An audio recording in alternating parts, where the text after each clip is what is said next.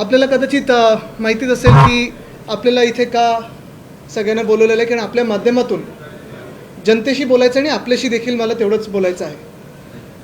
काल रात्री की आज सकाळी माझ्यावर काही गुन्हे दाखल केलेले आहेत, माझ्यासोबत माझ्या सहकाऱ्यांवर काही गुन्हे दाखल केलेले आहेत. आणि हे गुन्हे कशासाठी आहेत तर मुंबईकरांसाठी लढण्यासाठी आहेत, मुंबईकरांच्या हक्कासाठी लढण्यासाठी आहेत. जो डिलाई रोड, ज्याची साधारणपणे 100 ते 120 मीटरची एक लेन गेले 10 दिवस तयार असून बंद ठेवली होती. का तर इकडच्या घटनाबाह्य खोके सरकारला उद्घाटन करायचा वेळ नाही आहे.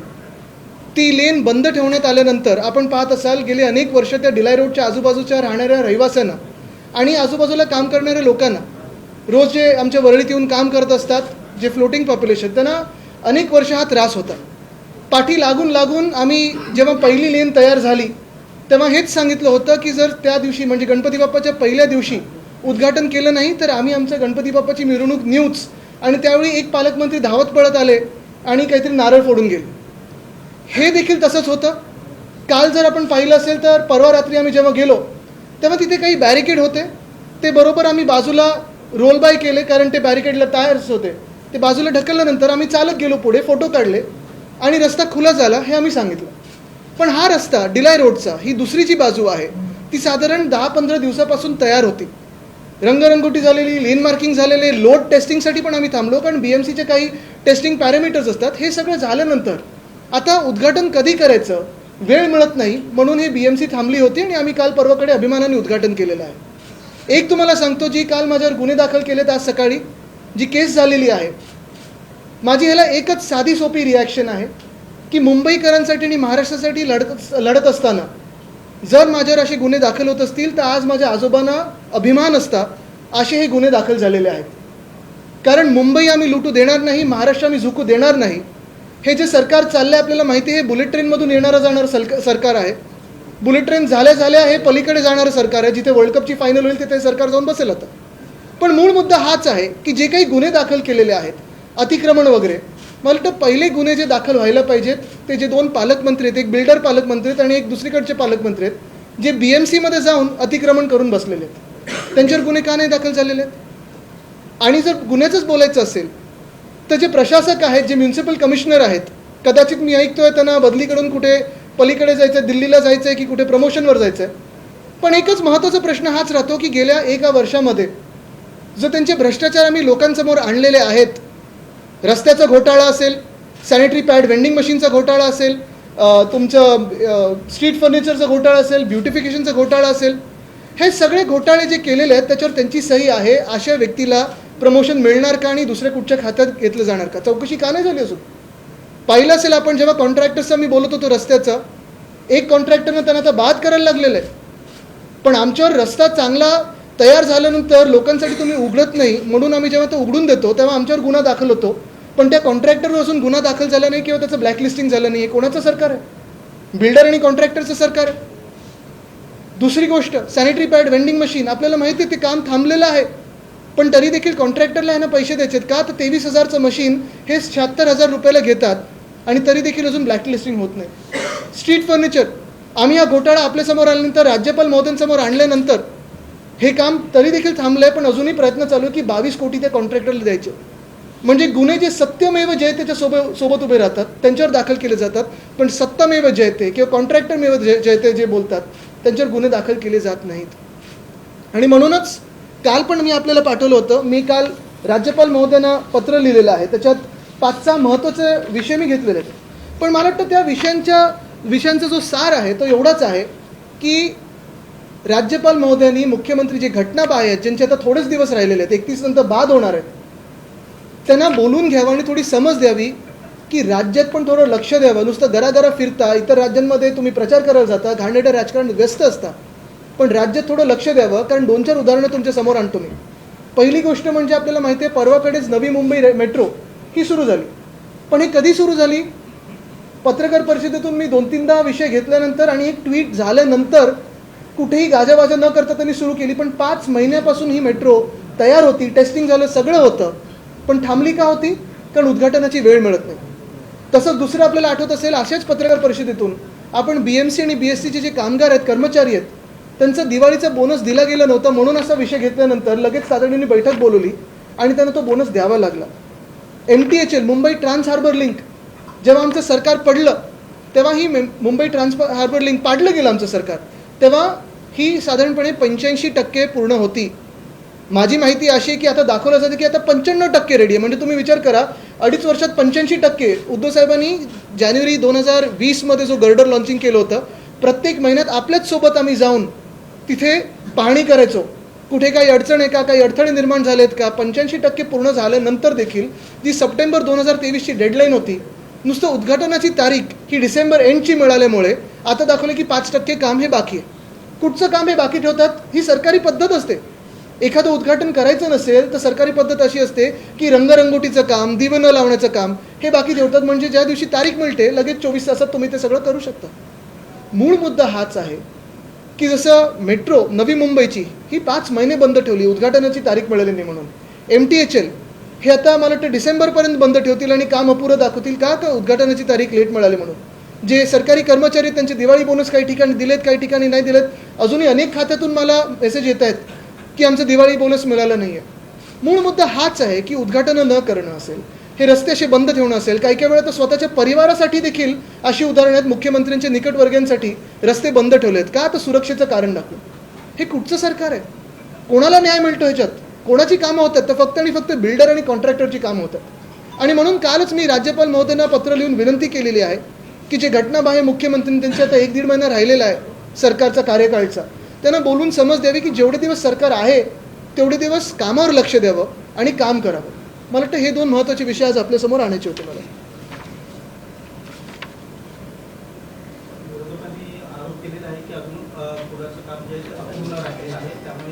चला ना आपण आत्ता जाऊया आणि पाहूया.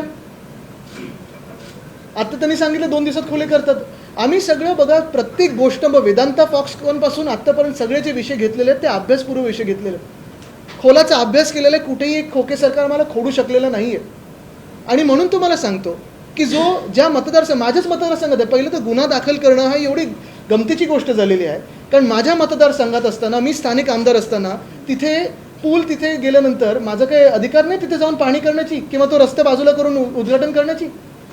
आम्ही लोड टेस्टिंगसाठी थांबलो, त्यांचं रंगरंगोटी होती त्याच्यासाठी थांबलो. प्रत्येक महिन्यात तुम्हीच माझ्यासोबत आलेला तिथे पाहणी करायला. आत्ता चला आत्ता दाखवतो तुम्हाला परत, कदाचित तुमच्यावर पण गुन्हे दाखल होऊ शकतात. पण बघा कुठच्या प्रकारचा गुन्हा, एकदम सिरियस प्रकारचा असेल तर तुम्हाला भाजपात घेऊन मग मुख्यमंत्री उपमुख्यमंत्री बनवलं जाईल.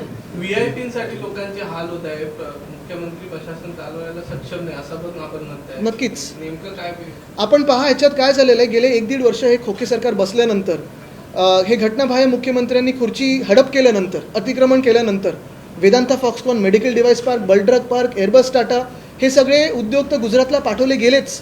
पण ह्याच सोबत जर आपण पाहिलं तर नवी मुंबईची मेट्रो असेल, ती 5 महिने अशीच टांगून ठेवली होती.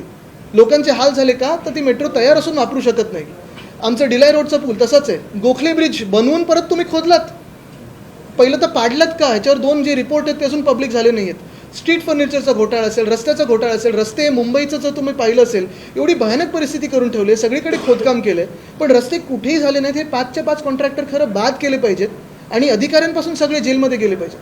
पण आज आपण पाहताय की बिल्डरची बाजू घेण्याची, कॉन्ट्रॅक्टरची बाजू घेण्याची, सगळे आपण प्रदूषणावर लिहिताय पण उत्तर कुठून आले का कोणा सरकारमधून? कुठूनच नाही आले.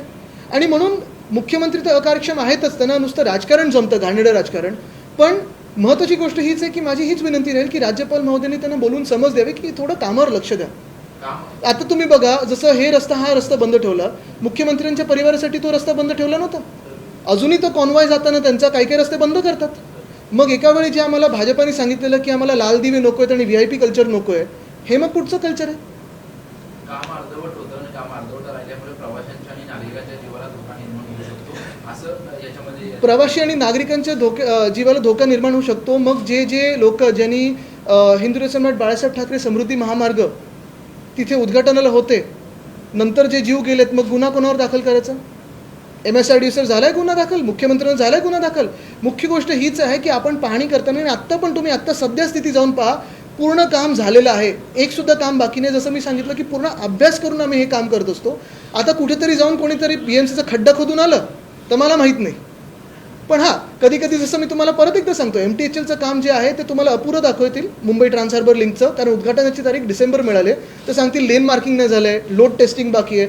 ह्या सगळ्या गोष्टी हे नाटक असतं. आदित्यजी, सरकारी कामात अडथळा आणल्याचा तुमच्यावर नाही, तो गुन्हा नाही दाखल केला त्यांनी अतिक्रमण. आरोप आहे. हां, आरोप आहे. पण तुम्हाला असं वाटतं का की पोलिसांनी जो गुन्हा दाखल केला तो पूर्णपणे प्रामाणिकपणे केलेला आहे की त्यांच्यावर काही राजकीय दबाव आहे?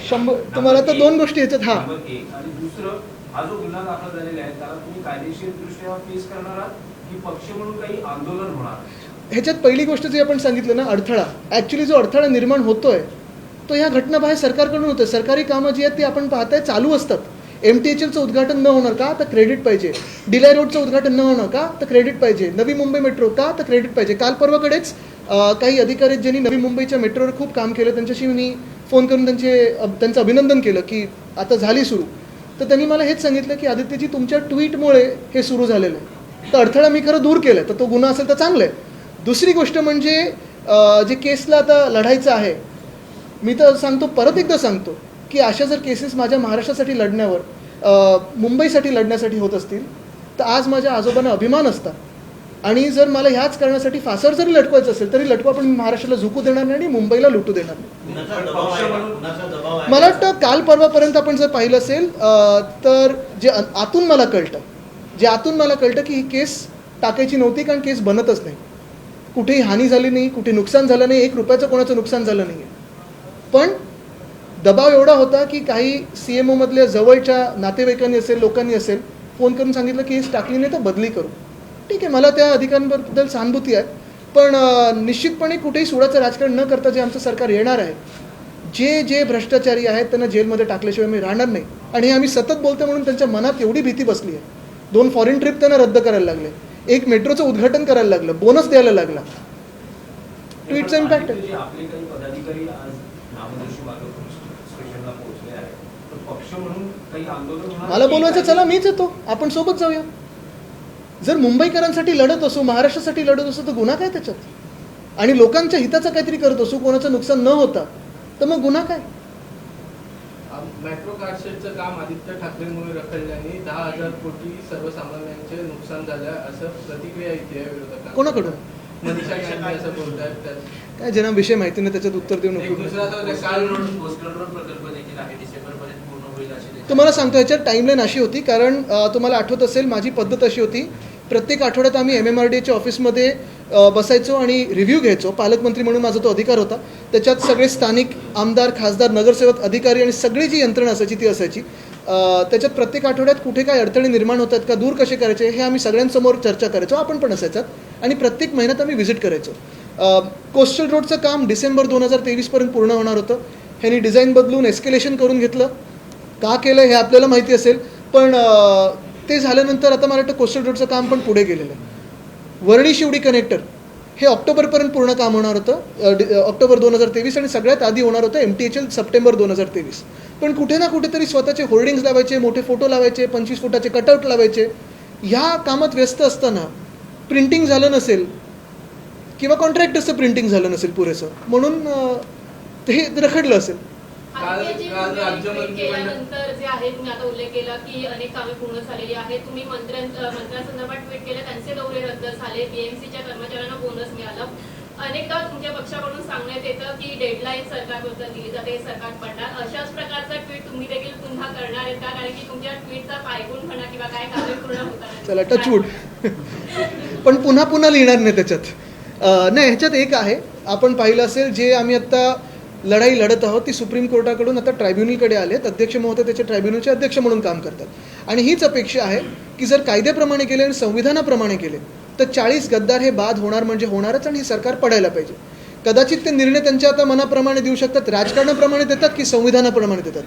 संविधानाप्रमाणे दिलं किंवा जी आम्हाला सुप्रीम कोर्टाची तारीख मिळाली त्या तारखेनुसार हे सरकार बाद होणार म्हणजे होणार. आता ट्विट पण करीन, म्हणजे आता त्याचं जे परिणाम आहे तो व्हायला पाहिजे. वारंवार एक टीका होत होती की आदित्य ठाकरेंवर एक पण गुन्हा दाखल नाही. आता एक गुन्हा दाखल झालाय. आलो ना आता. पहिलाच गुन्हा आहे का तुमचा? सरकार पडल्यानंतर अजून गुन्हे दाखल होणार नाहीत, कारण आम्ही वेळच्या वेळी उद्घाटन करून लोकांची कामं वेळेत करू. काल राज्य मंत्रिमंडळाची बैठक होती. या बैठकीला 12 मंत्री गैरहजर होते आणि दुष्काळाविषयी आढावा बैठका देखील त्या मंत्रिमंडळाच्या बैठकीत होणार होत्या आणि त्यात 6 मंत्री असे होते की त्यांचे तालुके हे दुष्काळग्रस्त जाहीर केले आहेत. एक मला वाटतं सवय अशी की प्रत्येक बैठकीत मंत्रिमंडळाच्या पीक पाणी जे असतं त्याचा एक आढावा घेतला जातो.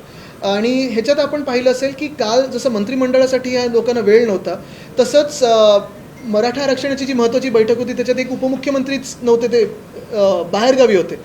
महत्त्वाची गोष्ट हीच आहे की इतर राज्यात प्रचार नक्की करा, पण आपल्या राज्यात आणि कधी कधी घटनाबाह्य मुख्यमंत्र्यांच्या स्वतःच्या डिस्ट्रिक्टमध्ये, जिल्ह्यामध्ये जेव्हा एखादं काम महत्त्वाचं असतं मेट्रोसारखं, त्याच्यासाठी 5 मिनिटं तरी ठेवा. कुठच्या दुसऱ्या कामावर उद्घाटन करायचं क्लब तरी करा, व्हिडिओ कॉन्फरन्सिंग करा, काहीतरी करा.